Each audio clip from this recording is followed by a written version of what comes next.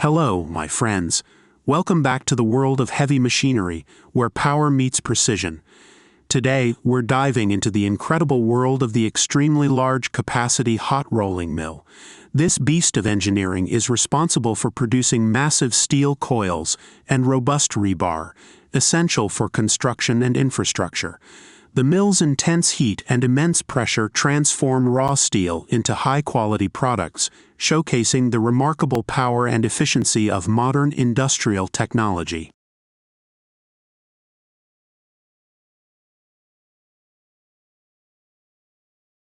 An arc furnace is a type of furnace that melts and refines metals, primarily steel, using an electric arc.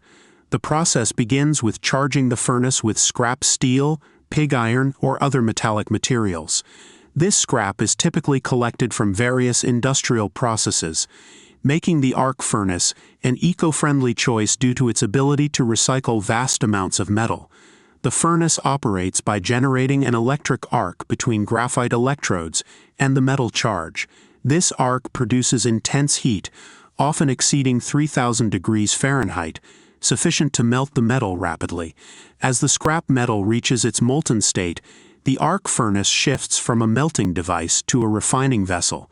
During this phase, the furnace operator carefully controls the steel's composition by adding alloying elements and refining agents. These additions help to remove impurities like sulfur, phosphorus, and excess carbon, ensuring the steel meets the required specifications for its intended use.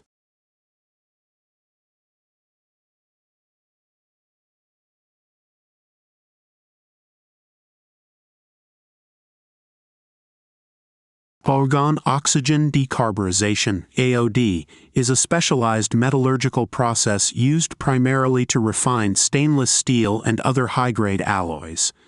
The process begins by charging a preheated AOD vessel with molten metal, typically sourced from an electric arc furnace, along with specific alloying elements like chromium, nickel, and molybdenum. The key to AOD lies in its ability to reduce the carbon content of the molten metal without oxidizing the valuable alloying elements. This is achieved by injecting a mixture of argon and oxygen gases into the metal. The oxygen reacts with carbon in the steel to form carbon monoxide gas, which escapes from the vessel, thereby lowering the carbon content. Argon, an inert gas, dilutes the oxygen and reduces the partial pressure of carbon monoxide, allowing for precise control over decarburization without oxidizing the alloying elements. As the carbon is removed, additional alloying elements can be added to achieve the desired chemical composition. Molten steel transfer. The process begins with molten steel being transferred from a ladle into a tundish, a reservoir that regulates the flow of steel into the mold. The tundish ensures a continuous and controlled supply of steel to the casting machine, preventing interruptions and minimizing defects.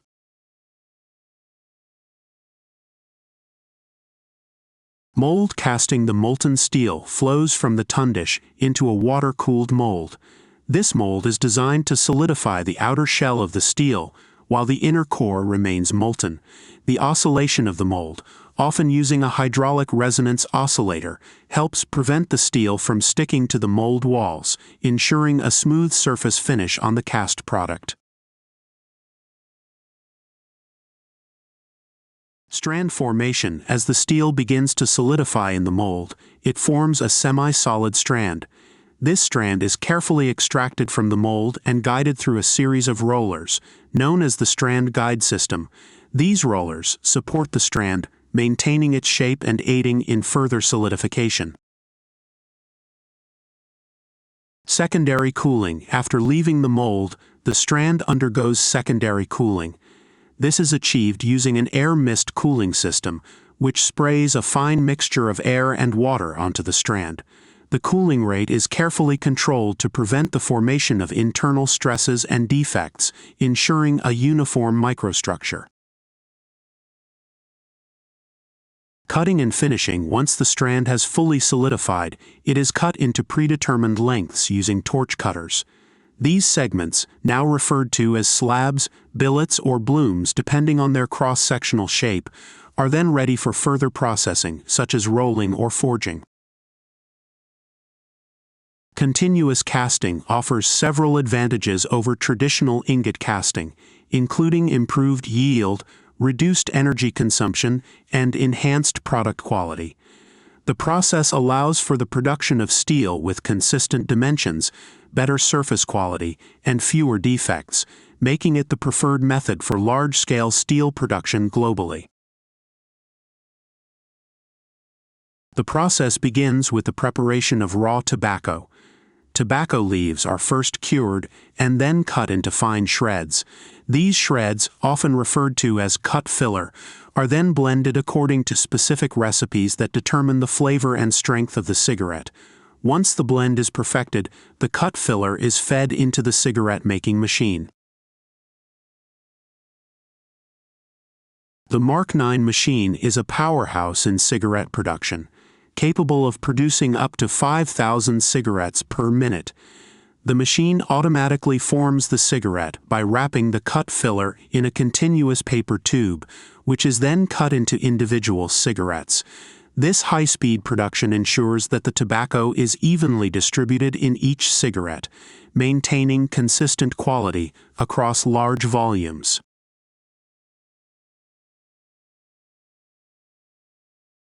The next crucial step is the packaging, handled by machines like the HLP. This machine meticulously packs up to 250 cigarettes per minute, ensuring they are securely placed in their packaging without damage. The HLP machine's precision is vital for maintaining the product's integrity, as any misalignment or improper packing could affect the cigarette's condition when it reaches the consumer.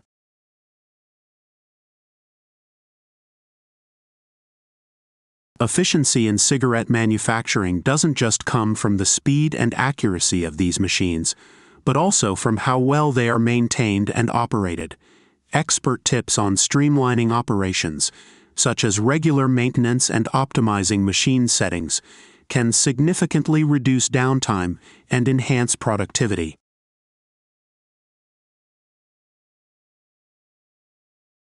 Understanding the intricacies of machines like the Mark IX and HLP offers valuable insights into the tobacco industry, showcasing the blend of technology and craftsmanship that goes into every cigarette produced.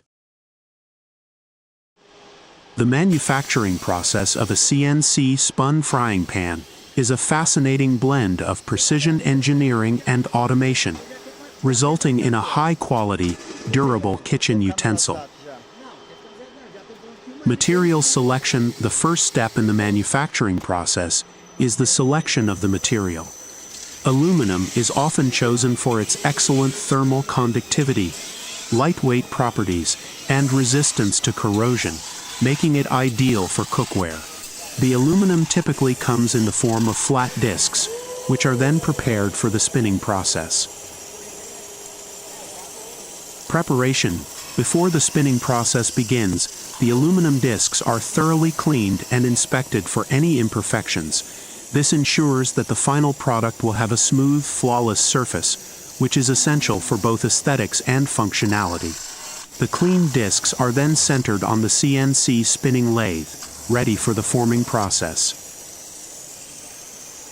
CNC spinning process. The CNC spinning process is where the magic happens. The lathe, guided by a pre-programmed computer code, rotates the aluminum disc at high speeds. A spinning tool, often made of hardened steel, presses against the rotating disc, gradually shaping it into the desired form, in this case a frying pan. CNC spinning process. The CNC lathe's precision is key to this process. It follows a specific path, gradually applying pressure to the aluminum disc in a controlled manner. The tool moves along the disc's surface, shaping it into the desired curvature and thickness.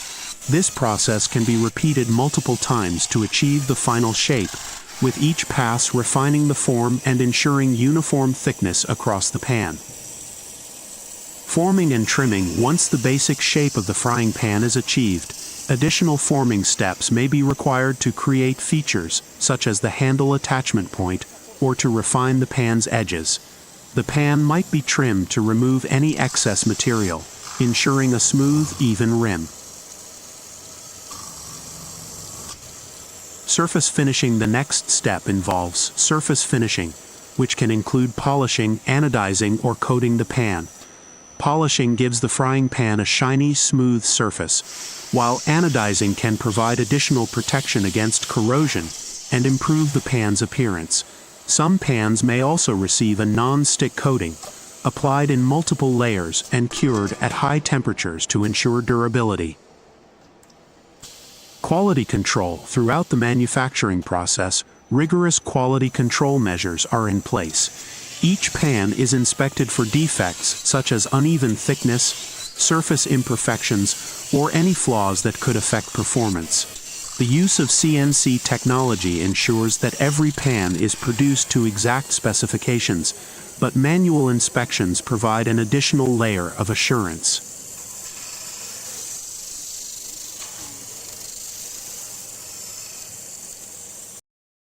The process begins with the heating of steel slabs in a reheating furnace.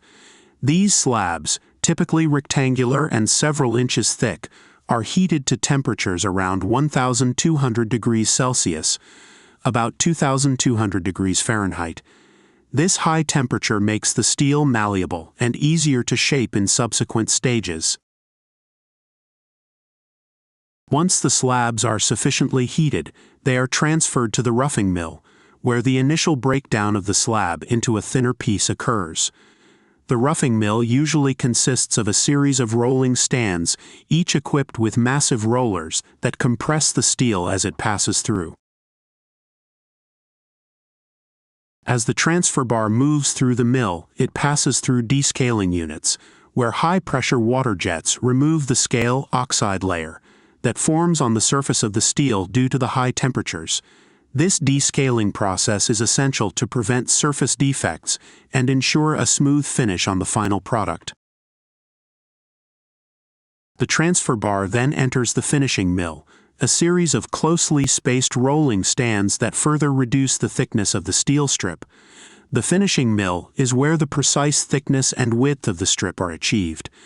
The speed of the strip increases as it progresses through the finishing mill, and careful control of temperature and rolling pressure is maintained to achieve the desired mechanical properties and surface finish. After the strip exits the finishing mill, it is passed through a run-out table where it is cooled using water sprays. The cooling rate is controlled to achieve the required microstructure and mechanical properties of the steel. Once cooled, the strip is wound into coils by a coiler. These coils are then ready for shipment to customers or further processing, such as pickling, galvanizing, or cold rolling.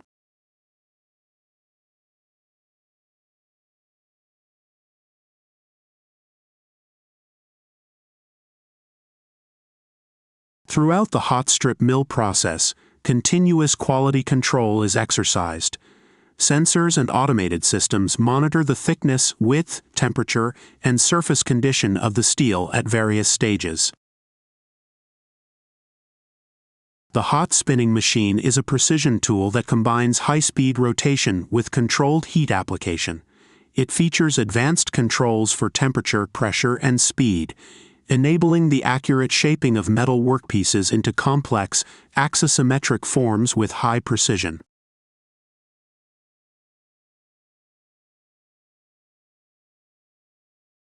The bottom closing operation in hot spinning is essential for creating a sealed end on cylindrical or conical components. During this process, the heated metal workpiece is spun at high speed on a lathe.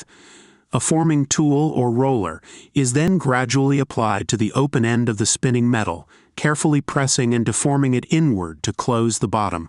This operation requires precise control of pressure and tool positioning to ensure the metal flows evenly, preventing wrinkles, thinning, or cracking. The closed bottom can take various shapes, such as flat, rounded, or domed, depending on the desired final product. Bottom closing is commonly used in manufacturing items like pressure vessels, gas cylinders, and various types of sealed containers. Neck forming is a critical operation in hot spinning used to reduce the diameter of one end of a cylindrical or conical workpiece, creating a tapered or necked section.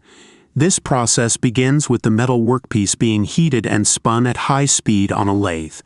The heat makes the metal more malleable, allowing it to be shaped without cracking or tearing. A forming tool, typically a roller, is then precisely applied to the exterior of the workpiece, gradually moving inward from the larger diameter toward the intended neck size. The tool applies controlled pressure, carefully reducing the diameter while maintaining the integrity and thickness of the material. This operation requires precise control to avoid defects like wrinkling or uneven wall thickness. Neck forming is essential in applications where a strong, tapered end is needed, in the production of missile cones, rocket casings, pressure vessels.